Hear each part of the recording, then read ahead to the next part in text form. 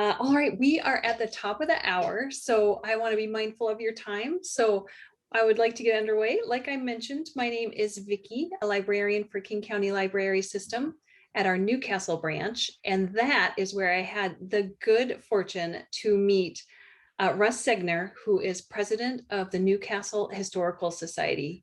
I have done a lot of fantastic programs with Russ and his crew over this past year in particular online, learning about Newcastle history, the robust history around Newcastle. It was bigger than Seattle at one point in history, as coal was king over there, and Newcastle had a lot of coal. So I had the good fortune to meet Russ, and Russ actually was the gentleman that introduced me to this Pacific Northwest Railroad Archive and Gary. And so I have a lot of appreciation for Russ for the introduction and for bringing Gary here tonight to talk about uncovering community stories from railroad history. I'm going to turn it over to Russ now, who's going to introduce Gary. Russ? Hi, thank you, Vicki. That's way too big an introduction for my part. Uh, it's our pleasure as Newcastle Historical Society to bring, through the auspices of the King County Library District, a number of programs. And I felt it was really interesting and important to have a better understanding amongst certainly our historical society membership, as well as a lot of the folks that I'm familiar with in the region who are interested in railway history, et cetera, to get a better understanding of what Gary Tarbox and the archives are all about. Uh, Gary's a 41-year career high technology person, uh, retired from Microsoft in 2004. And during all those years, he had a significant interest in the Northern Pacific Railroad and was involved in the formation of the Northern Pacific Railway Historical Association. He edited the Main Streeter, which is their quarterly magazine. After he retired from Microsoft, he had time for uh, thinking hard about doing something more significant than talking about an archive. So he helped create this one. So he gathered together the founders, drafted the archive plan, raised the initial funding, and so now we've had 11 years of history with his work, and we're going to learn a lot more about it here tonight. So, Gary, it's my pleasure to introduce you to my friends and a lot of people around the region. Well, thank you, Russ and Vicki. Um, I I really appreciate the King County Library System, which serves Burien, where we're located. They've been good partners in the Burien area. Uh, I wanted just to review kind of what we've really done here at the archive. You know, clearly, why did we start the Railroad Archive in the Seattle area?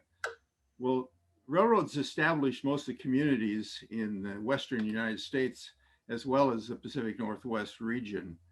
If your town wasn't on a railroad, you couldn't get your products to meaningful markets. And therefore, for example, you couldn't really grow wheat.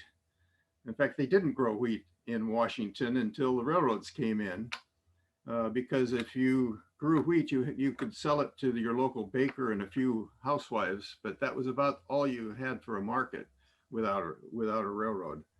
So fundamentally, they were kind of built into the structure of the Pacific Northwest, the area that we live in. At the same time, railroads documented everything about their lines, and also some of the surrounding areas, and which provides kind of a snapshot of the region all the way from 1880 to really to the present. Many knew that important railroad history would disappear if these railroad records were not preserved. And special facilities would also be needed to care for the material and make it accessible to everyone. During the 1970s, during 1970, I should say, the Burlington Northern merger essentially collapsed the Great Northern, the Northern Pacific, the SP&S, and the Burlington Railroad, along with the Pacific Coast Railroad, which ran on the east side of Lake Washington, into the Burlington Northern Company. And at that time, a lot of predecessor items were given to regular archives. Most notable here in Seattle was the special collections at the University of Washington received some, and also Mohi. But the majority of the corporate records ended up back in St. Paul at the Minnesota Historical Society. But then it moved to Seattle and was here for about 8 years, headquartered in Seattle. And when they decided to move to Fort Worth, they tended to throw out a whole bunch more of the predecessor. In fact, it was some of the best predecessor stuff. And at that point, word went out to the people in the rail fan community and the rail history community. People rented trucks, went down to King Street Station, and took as much stuff as they could possibly handle. And that ended up in lockers. It ended up in basements, barns, and all sorts of things for a while. Now, those rescuers are all in their 70s to 90s. And this is back 10 years ago. We were saying that we really needed to get something going if we were going to preserve this stuff, or it will all end up in the landfill. Because the kids of these people who actually rescued the stuff will never understand the value of it in the context of being just in a storage area. So we agreed at the time that we really needed to get the archive going in 2009. And we established our mission of PNRA was to provide a facility where railroad operating material can be preserved, scanned, cataloged, and made accessible on the internet. We put together the plan and found a building and signed up 5 historical organizations, which we'll talk about in a minute, that would pool their resources to create the world-class railroad archive that we had envisioned. After a year of looking, we found a building, and I sent out an email to about 100 people who had expressed interest in our venture. And in 7 days, we had $27,000 in checks on the table. And I thought, this might work. And as it turns out, we really were able to pull in about $160,000 to go ahead and purchase the building and get PNRA going. We realized that if we didn't own the building, you can't really have an archive because you can't be dependent upon someone who can pull your contract at any time. So we really need to own it. So we are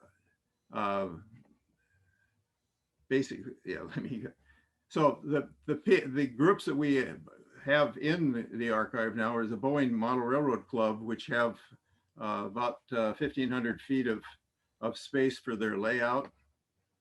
We have the Cascade Rail Foundation, which preserved the history of the Milwaukee Road in Washington State. We have the Great Northern Railway Historical Society, which of course has around 2,700 members. We have the Northern Pacific group that has about 1,800 members, and the SP&S group, which is about a 300 member organization that preserve their material at the archive. So let's take an example of some of the things that we can do. Community research. Railroad history has a lot of community history in it. If you like a then and now research, this is the place to start. One day I received a call from the city of Kent asking if we had any information on O'Brien. And I said, I have no idea because I've never heard of O'Brien. So I started doing a little research from our records and from other available records. I found out that the O'Brien farm was the place that Irish immigrants made their first stop when they arrived in King County in the mid 1800s. That's just before the railroads arrived. And the Northern Pacific, when it built in 1884, cut across the farm so that it made it, it made a reason for them to put a depot in for O'Brien. By the way, O'Brien's about 2 miles north of Kent and had that depot. And it also had a track maintenance crew based in O'Brien. The O'Brien now is an industrial commercial area, but it still appears on some maps, mainly the older ones. The types of material that we started to look for were maps. We wanted to look for authorizations for expenditures, which, let me explain what that is. That is essentially project authorization by the railroad. In this case, it was the Northern Pacific Railway. And the in these AFE files, which end up being fairly thick usually, they put all the correspondence, all of the notes, and everything that kind of had to do with the project. This gives us an incredible amount of history in there because there's handwritten letters back and forth between various parties, whether it be a contractor or thing.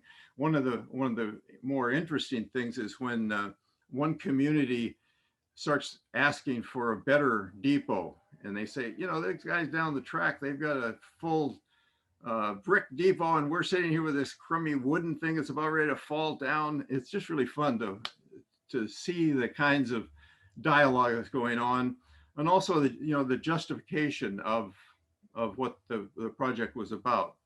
We also would look at joint facility ledgers since it's on the main line. Again, joint facility things were put out to actually document the contractual obligations of the railroad to other railroads that were using the same line. And in this case, we had the Great Northern and also the Union Pacific were using it. And both of them had different arrangements for the use of the line so that they had different obligations. And also we have photos at the archive of about 250,000 images.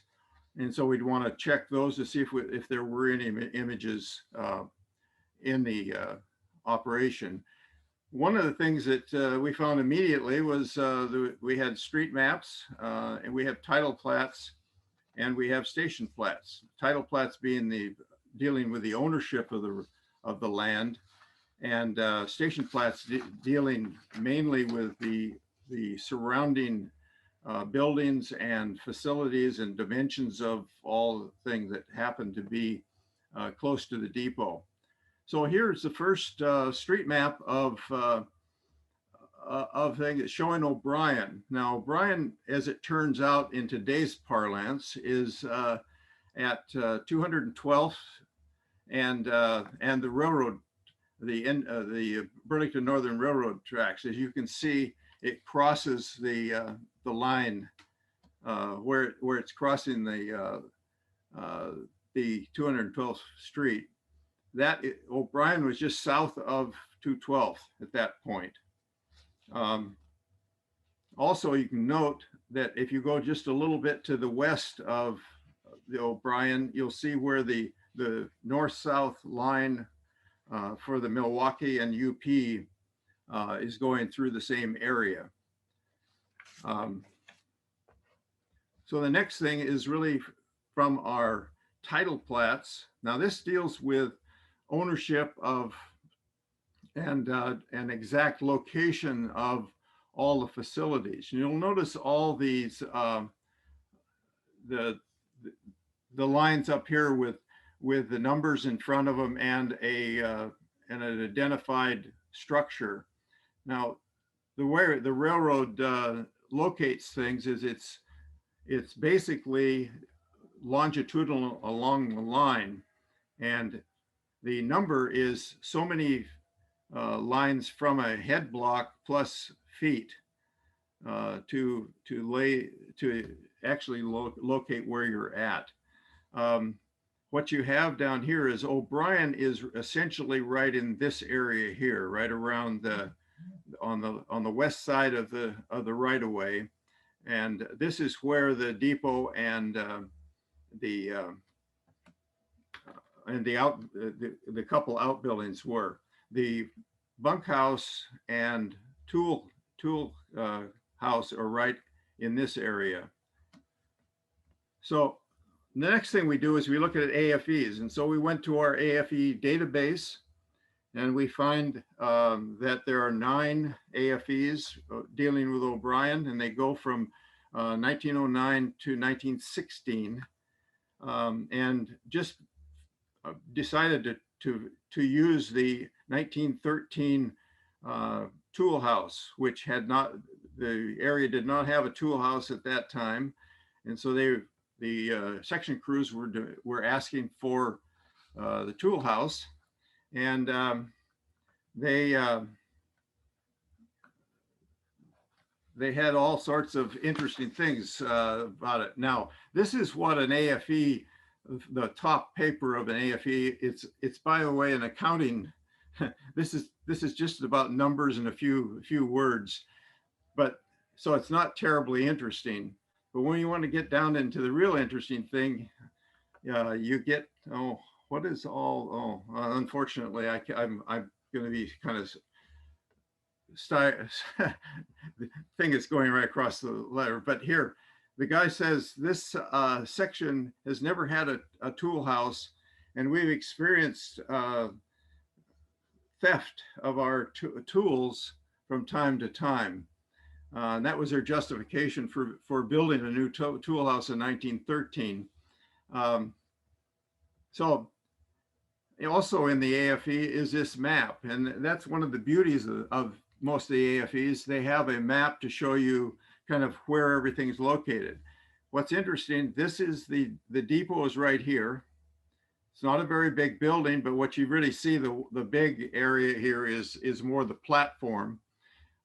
It's interesting that this is a star house, and this particular thing to the north, by the way, of the depot is called a saloon, which they have written out on it. They give you that.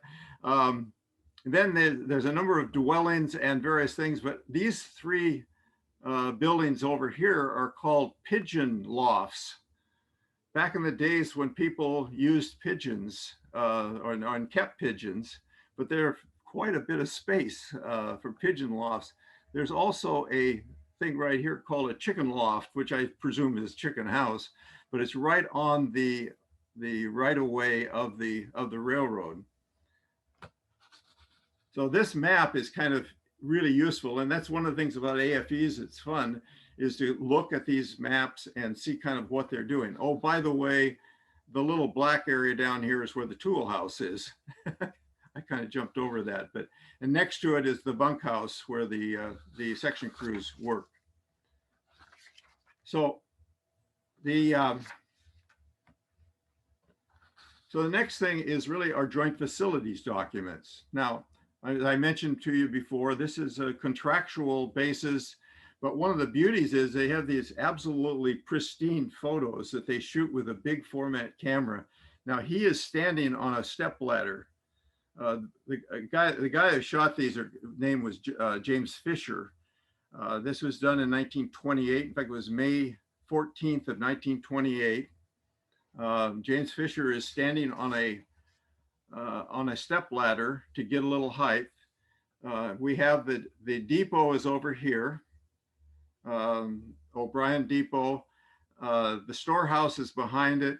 The saloon is actually not, you can't see it. And then there's another building here that didn't appear on that drawing, and this was called a food warehouse, whatever that meant in 1928.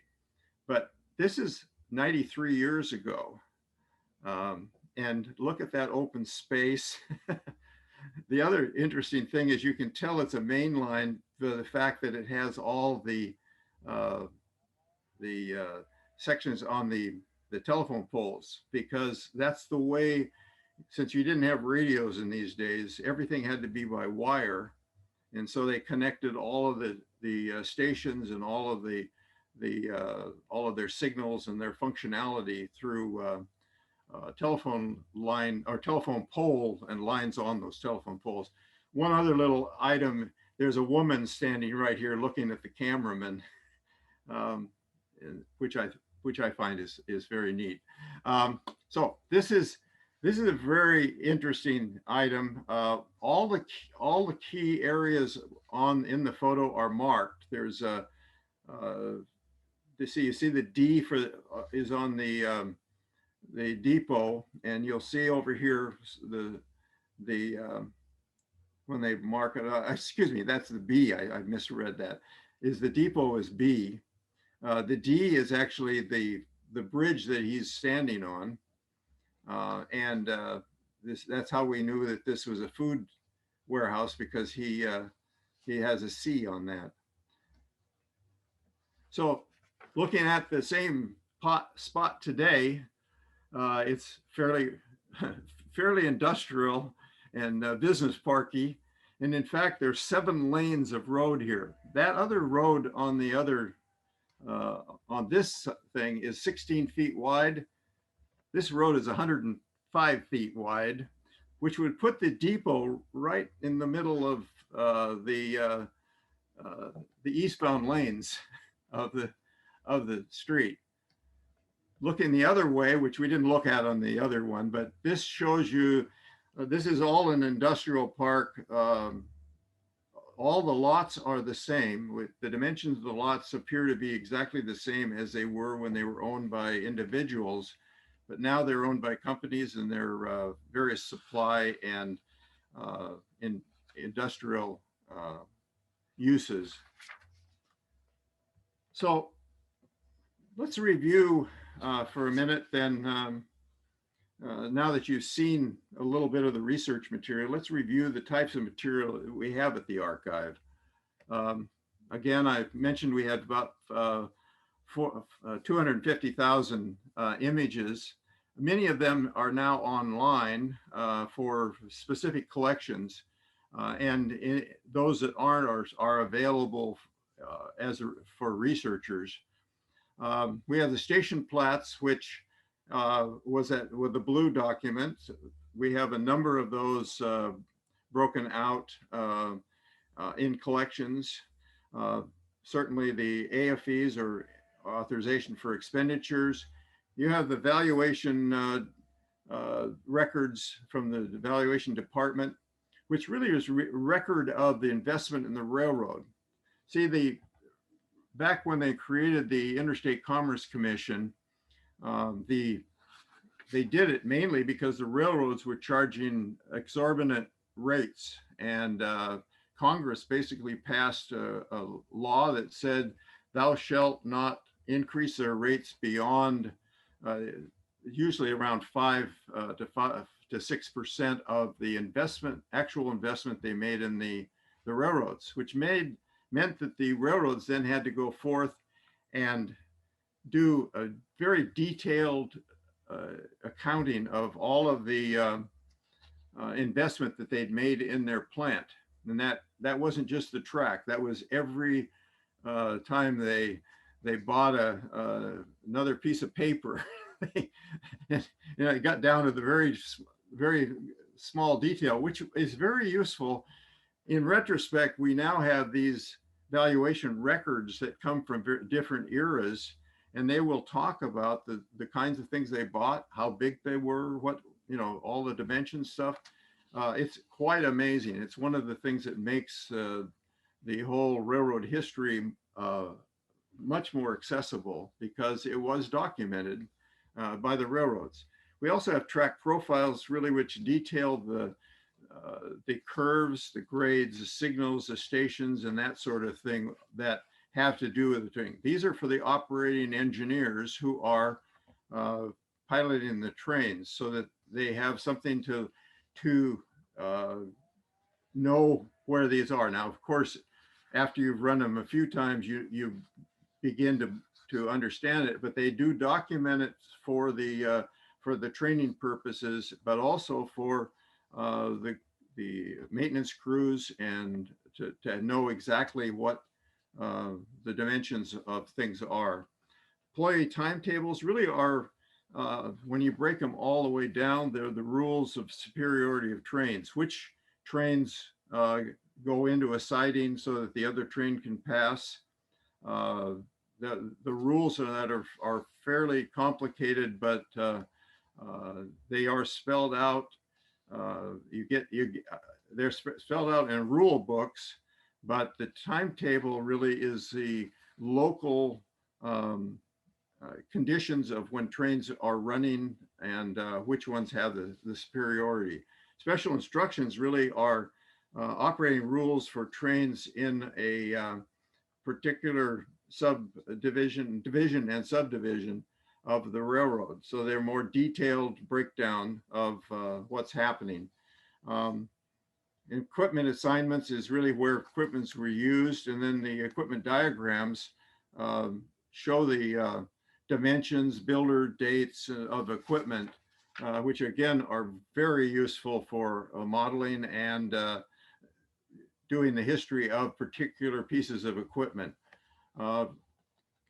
We have dispatchers train sheets. Now this is essentially a kind of a cheat sheet where the dispatchers keep track of what's happening on a particular piece of the railroad for a 24-hour period. We have about 18,000 of these, probably the most accumulated anywhere on the West Coast for sure. This is, if you're doing research on a particular piece of track, this is a very important thing to look at to see if we've got information about how the trains ran. Usually the train sheets are compiled in a 1-month period. So you got 30 days use of track usage over a period. Then yard diagrams obviously show which tracks and services. The property change records are related to the title plats and really show the chain of ownership of land, both that is owned by the railroad and also that is next to the railroad that they might need to pick up at some point. Annual reports for the railroads really show the railroad performance and the conditions of the railroad for each given year. Manufacturer catalogs, again, this is a way of looking at standardized equipment that may be used all over the railroad. And if you need to know that kind of research, these are very invaluable to get both a picture and some explanation of the standard equipment. We have railroad history books. We have a reference library of about 2,500 books. Again, it's all books that relate to the Pacific Northwest railroads and in any support books for them. Geographical maps gives us a little bit better sense of the environment that the railroad runs through. City guides, kind of the same, only from an urban perspective. And then we have newspaper articles, really give you a local history of what's happening in the railroad stories. And then finally, we have firsthand accounts, and these are both recorded or written down accounts of what was happening at a particular time. So There's 19 items that we've identified that we have at the archive. I'm not saying we have everything, but we have a lot of items. So if you're doing research on a particular subject, this is the kinds of things that you'd be looking at and looking for. So it seemed like everybody had a relative that worked for the railroad at one time. And the reason for this has really interesting history. You know, the first steam railroad actually ran in 1825 between Liverpool and Manchester in England. But the interesting thing was the railroads immediately changed a lot of things about how we perceived space and time, and it changed the way we think about how our lives. Prior to the railroads, the average person never moved beyond 20 miles from where they were born, and they tended to be pretty rooted in the land. Suddenly you could get on a vehicle and go at the blinding speed of 30 miles an hour for just about as long as you wanted to go, and travel great distances. It was interesting that the railroads, within a few years of being established in England, they suddenly people started talking about how many minutes you were from something rather than how far you were. So we kind of exchanged time for space. And also an interesting thing is when the railroads first arrived in London, it was about 2 years before people started moving down the railroad tracks and commuting back into the city in the mornings. It only took a couple of years for people to figure out that they could live in a more pastoral setting. In 1900, about 50% of the skilled labor in the United States worked for the railroads, which was really our high-tech era of the time. Most people in North America had a railroader, a grandfather, or other relative in the railroad. And we are in an age of genealogy, wanting to know more about our roots. And where do you start the research? Well, the first thing to do is get to know where and when the person you want to look up lived, what their job on the railroad was, and which railroad they worked for, and what years did they work. We get calls. I mean, we must get calls or emails about 10 a month from people asking questions about, well, I had a grandfather and he worked for the railroad. Can you tell me about him? Well, no. You got to give us a few facts before we can possibly give you much information. Couple key sources, if you're looking for Great Northern or Northern Pacific things, it's the Minnesota Historical Society has all the corporate records of those two railroads. And in there are personnel records. We do not have any real personnel records other than assignments, like if you're a telegraph operator and you moved your job from one depot to another, we would often have a card for the Northern Pacific Railroad and the Tacoma Division. But that's about the limit. The corporate records actually show a much broader, so you have to kind of look at that. The Milwaukee Public Library has the Milwaukee Roads records. Ancestor.com has recently picked up the Union Pacific records and also for many other railroads. So there's a place that you can go to start getting some information. Another real important source is the Railroad Retirement Board, which was started in 1936. It was part of the New Deal. If you probably know, but railroad retirement is akin to Social Security, and it runs through its own boards and its own infrastructure. And they keep very accurate records. So if you're looking for somebody who was working for the railroad after 1936, you can get very good information from them. Certainly the LDS Church in Salt Lake has a lot of records on people and have some connection to the railroad records. And then there's of course the census records at the National Archives in Washington, D.C. All of the National Archives are online, as well as certainly the Minnesota Historical Society. You can ask questions online and get a pretty decent response.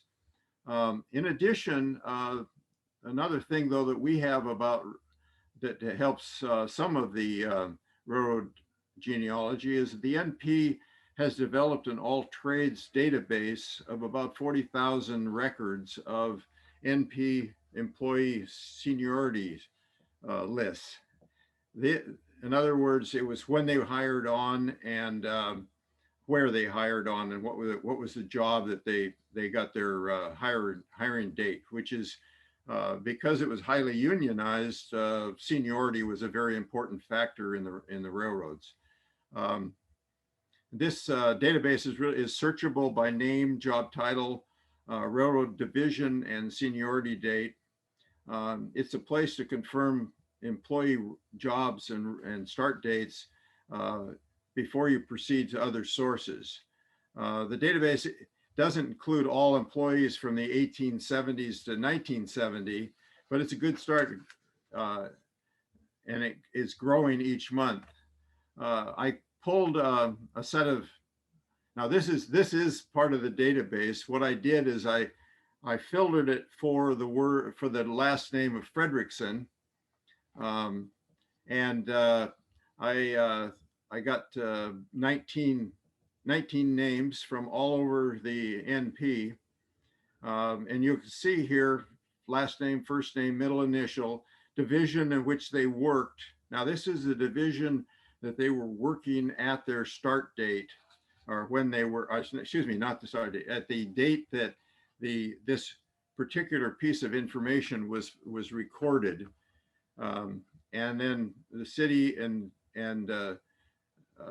state that they were in, plus the job title, the seniority date, and then some notes that deal mostly with where the information came from. So we've got some lineage back to the original data. So we do offer this to anybody. It's online on the Northern Pacific site, and it's open to anybody who wants to do some research. So let's talk about prototypical modeling. Many railroad modelers are interested in following prototypical conventions, which require research. So my good friend Kent Sullivan was looking at the Terrence Wall photos. This is a shot taken in Bellingham at the Freight House in 1952. And they're down in the way back in the distance, there's a building. And the question was, what is that building?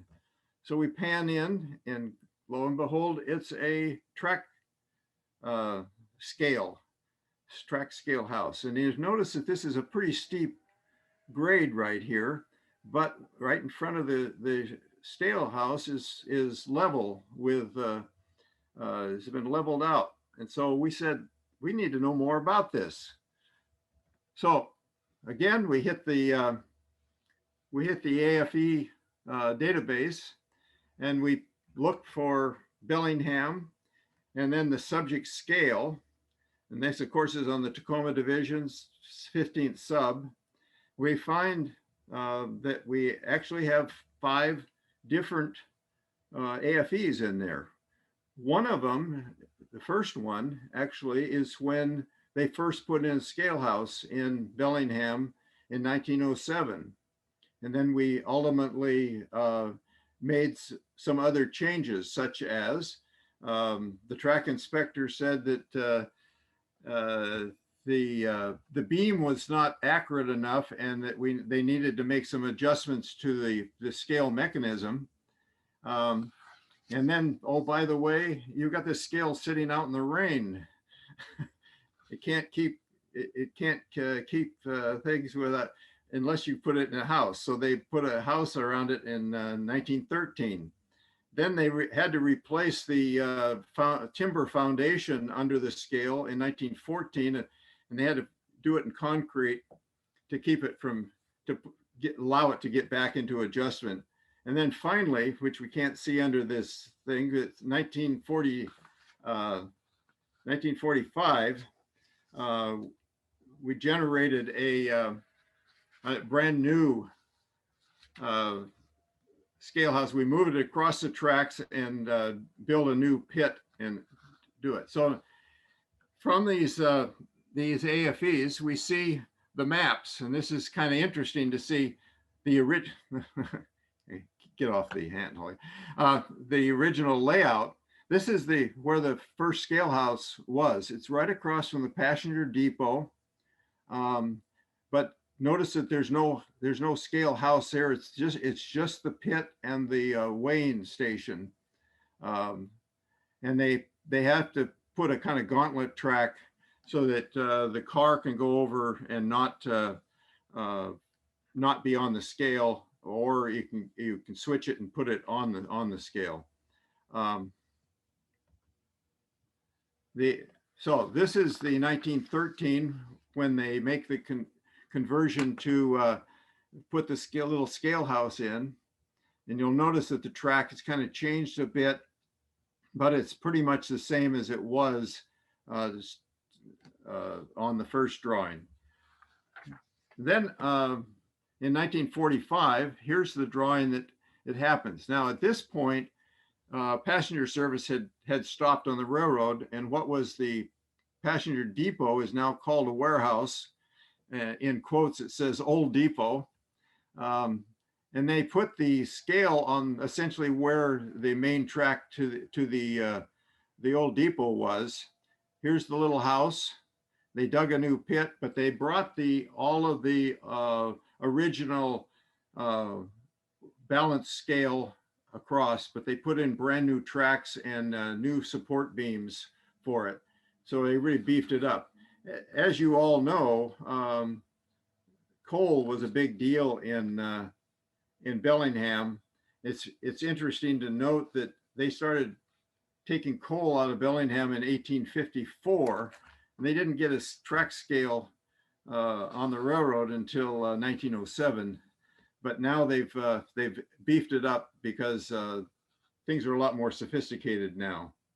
Now, in addition, and I'm afraid we're not going to see this very clearly, but there's a whole issue here.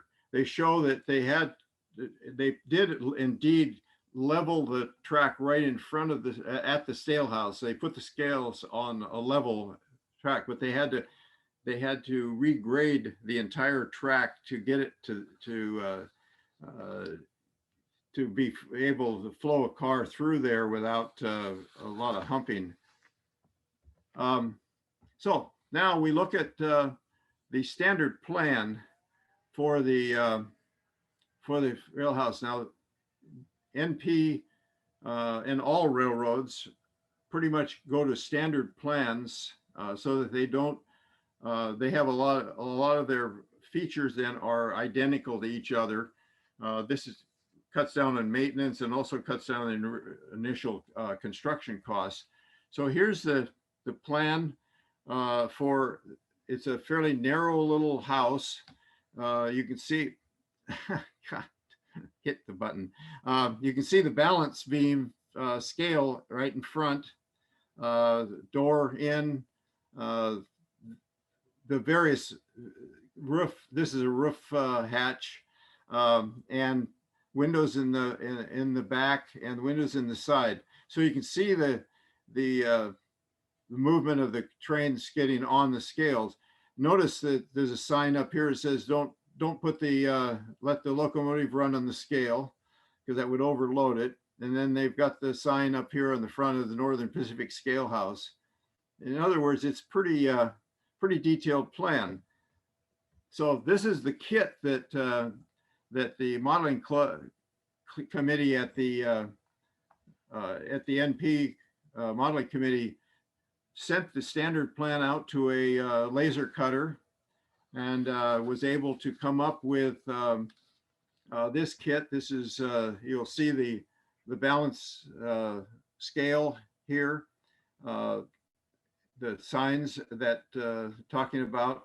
And then on the back wall, a nice little feature is they've actually got a miniature calendar of the correct date for, and you can basically get any calendar date you want to put on your back wall of your scale house if you want to be really precise. So anyway, this is not necessarily a promotion to sell scale houses. It's just to show you that the lineage of this comes from the kind of research that we did at the archive. And here's Greg Messier's installation of his scale house with the platform, and you notice the gauntlet tracks here that you switch, and you can put the car on the scale, or you can run cars through here without being on the scale. In addition, Jim Clowers has his installation of the similar gauntlet track in his on his layout. So that is a modeling example of the use of the archive. So an obvious question is, how does this archive operate? And it's a legitimate question. As I mentioned before, we had purchased the 7,500 square foot 3-story building in 2010. We own and operate the building for both the rail history organizations and the public. We're recognized as a 501c3 nonprofit at both Washington and federally by the IRS. The accessions to our collection currently stand at 682 collections from 375 donors. These collections range from one book to one collection that arrived in a 48-foot moving van that was absolutely packed. And amazing. That was the Ainsworth collection that arrived in 2013. We currently have, or I should say in 2019, we had 54 volunteers working at the archive. That's not including the people who also work on the Boeing layout. This is just active workers at the archive. Many of the volunteers now work at home, but the crews also work at the archive on Tuesdays and Saturdays. Basically, the volunteers inventory donations, scan, catalog material in preparation for putting it up on the internet. We have 5 workstations, each of them with scanners. This is how it looked back when we were able to have without social distancing, pre-pandemic. This is what our main workroom looks like, and this was a Tuesday, and it wasn't a particularly busy Tuesday. It just had quite a crew that were working in the room at the time. Our preservation of the materials is really on our lower floor. We use mobile shelving, which is of course on tracks so that it can be moved, and where you can put an aisle where you need an aisle. We basically have 2,500 square feet devoted to our preservation of the material. And that is now fully using mobile shelving to maximize the space. These these particular shelving units here are 39 feet long, 32 inches wide, 88 inches high, and hold 462 banker's boxes on both sides of the item. This is what the whole bottom floor looks like. The shelving that's in yellow was added in 2019. It was our last official thing that we had to do with the archive, is to fill in the shelving that we could still handle, still had space for. This is the receiving room where we bring in new collections for sorting and determining what's really relevant to the archive. We purchased the West Bay shelving in 2012, which really helped us get going, and having places to put things is a pretty important thing in an archive. The Mid Bay and the East Bay are units that we got in 2016 and are really very useful, have filled in that space. We have a small set that was donated to us here where we have the reference library with its 2,500 volumes. And then we have another set up here that was also donated to us that is lockable, and that's where we put all the negatives and items that we want to protect from being shuffled, if you will, because of the putting them all in order. Also, just as a point, we have a whole set of storage cabinets back behind here, because these were a used set of shelving that were 20 feet. We could have used 24 feet, but we had all these cabinets from the Ainsworth collection that we put against the wall, and it really used up the space perfectly. Then this is what one of the big shelving looked like. This is 231 boxes on this side of the shelving, and you can see kind of how they're stacked as tightly as we can make it. So the 5 RHOs, or the 5 real history organizations, each pay monthly fees. We ship orders for the NPRHA and GNRHS online stores that come out of the archive. This is another revenue source. We have 143 individual contributors that make contributions every year, and that provides about 35% of our revenue. And the revenues have covered all of our operating expenses since we started. We received around 660, probably closer to 720 now of grants to modify the facility, add equipment, and pay down the mortgage. We finished all the building improvements at the end of 2019. We maintain, in addition, we maintain 5 Rail History Organizations websites on our servers at a commercial hosting center in South Seattle.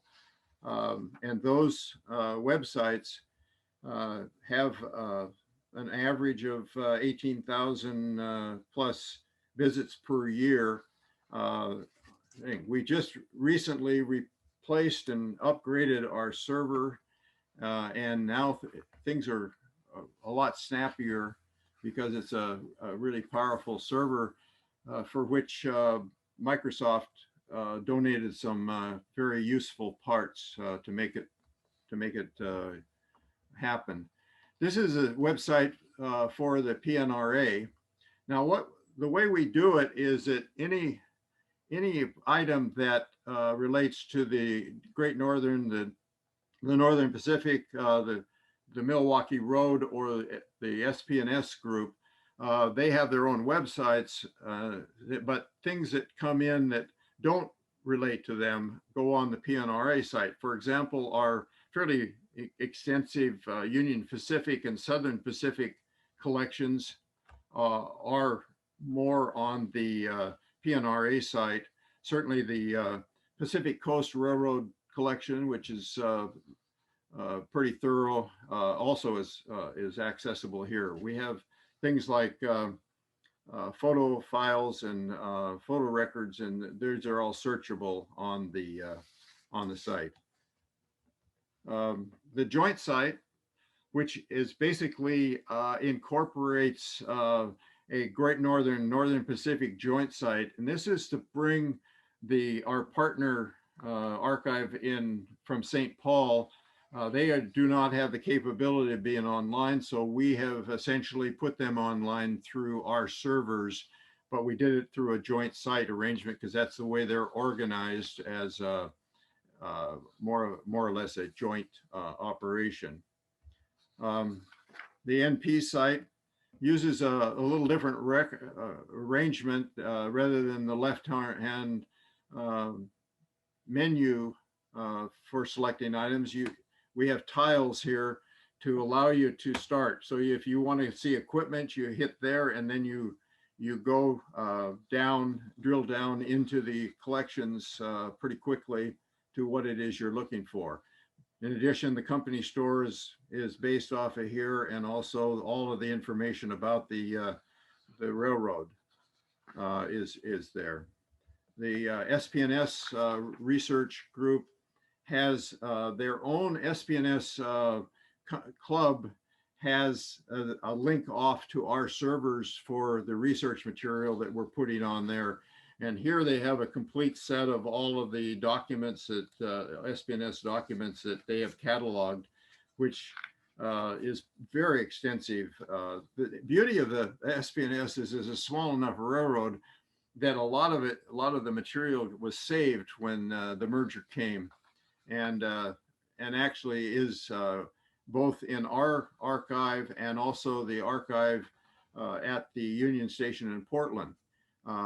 We have part of their the Portland.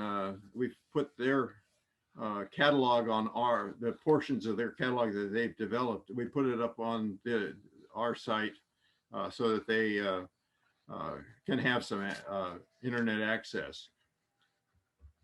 And then finally, we have the Cascade Rail Foundation, which does the Milwaukee, and it's a similar thing, although they've got a really nice set of items that they put up available on the web and in a searchable modality.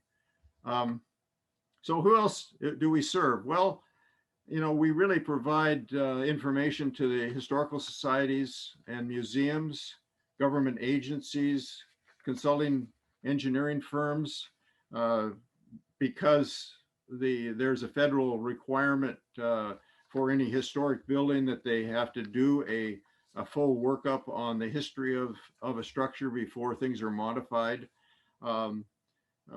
We have historians who often are writing commercial histories for publication. Certainly educators who really are looking for ways to present local history in a different light. Then there's also, of course, a lot of individual interest in railroad prototypical modeling. It's a big factor. People looking at regional history. They're looking at genealogy, and also in the authors who are writing books. We get a lot of emails saying, how much would it cost to ride from Baltimore to Spokane?